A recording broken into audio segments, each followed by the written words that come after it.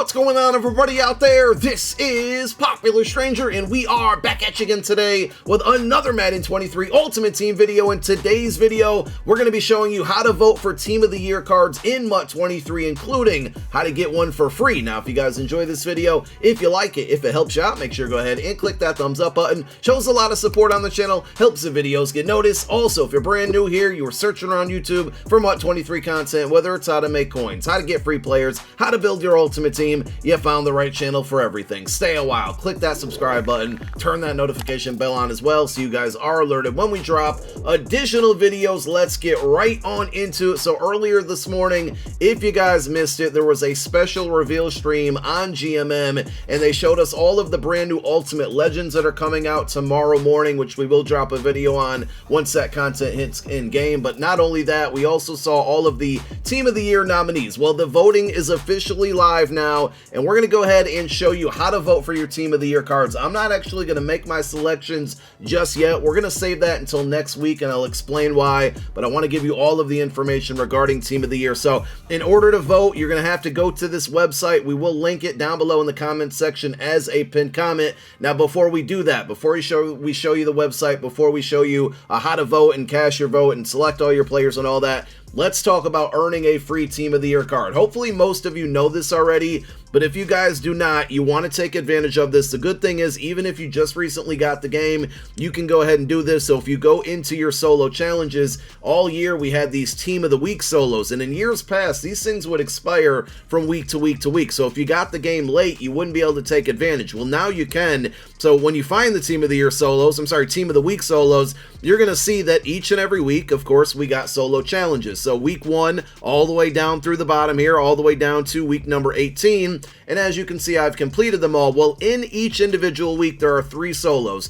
And when I tell you these are very easy and like take little to no time, I am not exaggerating. You should be able to get each week solo done within about a 5 to 7 minute span.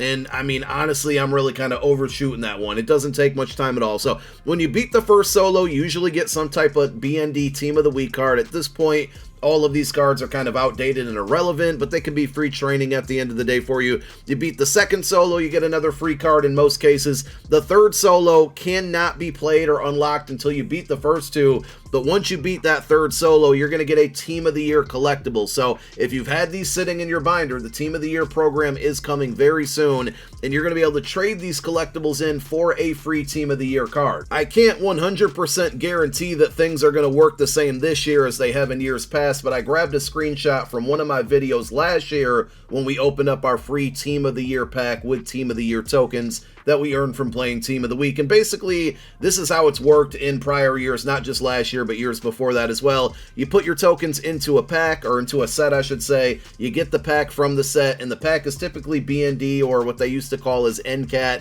meaning you're not going to be able to trade this card or sell this card on the auction house. It'll have a minimal training value, but you would get one of 3 options, or get to choose out of one of 3 options. You would get a random specialist card, you would get a random defensive option, and a random offensive option, and boom, you get to pick one of those. It's on your squad for free for playing through those solos. Now, with the voting system, right, you're going to go ahead and click the link, whether it's on EA's tweet right here or the link that we're going to provide down below in the comment section as a pinned comment, and boom, it loads up the website. Now, I don't believe that you have to actually like log into your EA account to cast your vote. I think pretty much anybody can do it, and that kind of leads me to believe that like there's got to be people out there that are going to kind of bot this system and do things to tamper with the legitimacy of the actual votes.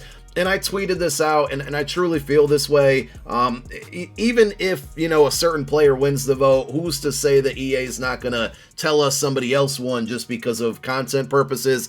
And, you know, I went on a mini rant earlier this morning on this, and I'll kind of go over it again as we scroll through the nominees.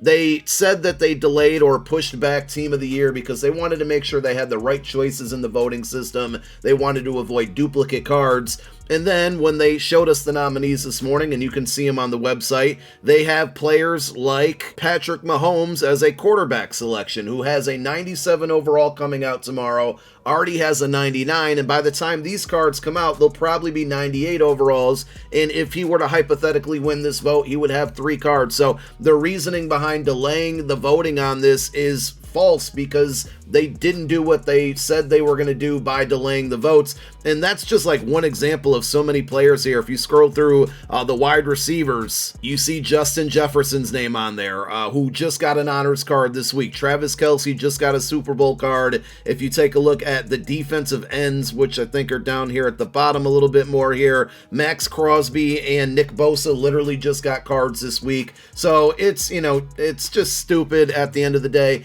What I would recommend, right? So you have until, if you read this verbiage here, you have until February 22nd to cast your vote. What I personally would recommend is waiting until Tuesday to cast your vote, because we're still going to get AKA cards on Monday, and I would not be surprised if some of these players end up getting a card on Monday or Tuesday knowing EA. But even if they don't, hypothetically, we could get a really, really good quarterback on Monday, and that might rule out like the potential to pick somebody from the quarterback vote or the CB1 or CB2 vote. So basically what I'm saying is let's wait and see who gets cards on Monday for AKA and who gets cards on Tuesday for weekly wildcards before we start selecting players at these positions. And you want to kind of keep a MUT frame of mind. I know a lot of you are just going to simply vote for your favorite players on your favorite teams, and that's totally responsible and understandable. I get it. I'm going to be casting my vote based on the best player for MUT purposes, and we're going to factor in like attributes, of course, play style, potential abilities,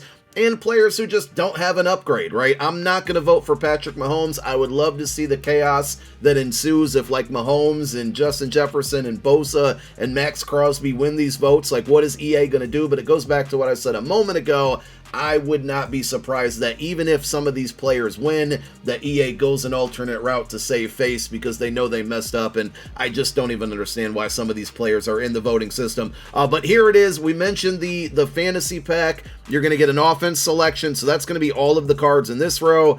Defense selection will be all in the middle row, and then a specialist section, which at the end of the day, getting a kicker or a punter is not a terrible thing because these are cards that could be on your squad for the remainder of the MUT 23er. But the specialist section would contain basically one of all these options. And, you know, there's some big names like slot cornerback here. You could get a Sauce Gardner. You could get a Darius Slay, Stephon Gilmore. Like, there's some really, really good names out there. So you can go ahead and just click vote offense, and it's going to bring you directly here. As you start to cast your vote, you're going to have to agree to the terms of service, and it does allow you to submit the vote once you've filled out your entire roster. I don't know if it's going to prompt me to log in. I'm currently not logged in right now, so I'd imagine that you could do this multiple times on multiple browsers if you really want to go through that and all that. But, you know, I feel like I'm teaching some of you how to use the internet at this point. If you want to vote for Jalen Hurts, just drag his name up there. It's then going to move you over to halfbacks. If you want to vote for Nick Chubb, you can do that. I'm assuming if I double click a name here, let's see what happens. Nope, that doesn't work. So Jamar Chase will vote for wide receiver number 1. Then it gives us our wide receiver number 2. We're going to go AJ Brown. You know, I'm being a homer here and picking a bunch of Eagles, and I put the card in the wrong place. Tight end will go with, you know, TJ Hawkinson. It is what it is. I'm just kind of doing like a dry run through here. Once you've filled out your roster, and I apologize, you maybe didn't see it if I mentioned it earlier, there's a submit vote button over here. You want to make sure you do hit submit vote, because if you scroll up to the top, you can toggle between offense, defense, specialist. If I go over to defense now without hitting submit vote, and then I go back to offense, all of my selections are reset. So it looks like you do have to submit when you do the offense, then when you do the defense, and I'm assuming you have to do the same thing for specialists. And that's pretty much it. I mean, it's straightforward. Again, we're going to put you down. We're going to link it down below in the comment section as a pinned comment. Make sure you play your solo so you guys can go ahead and get one of these cards for free. The promo is going to come out. If I go back over to the About section and you read it here, the program's going to launch on March 9th. I'm sure we're going to find out the results and the winners and see card attributes, you know, before that point. But March 9th is when this content is going to come out. And then February 22nd is the date that the voting closes. I will be doing like my official team of the year picks probably Tuesday after we find out who gets those wild cards and who gets AKAs on Mondays.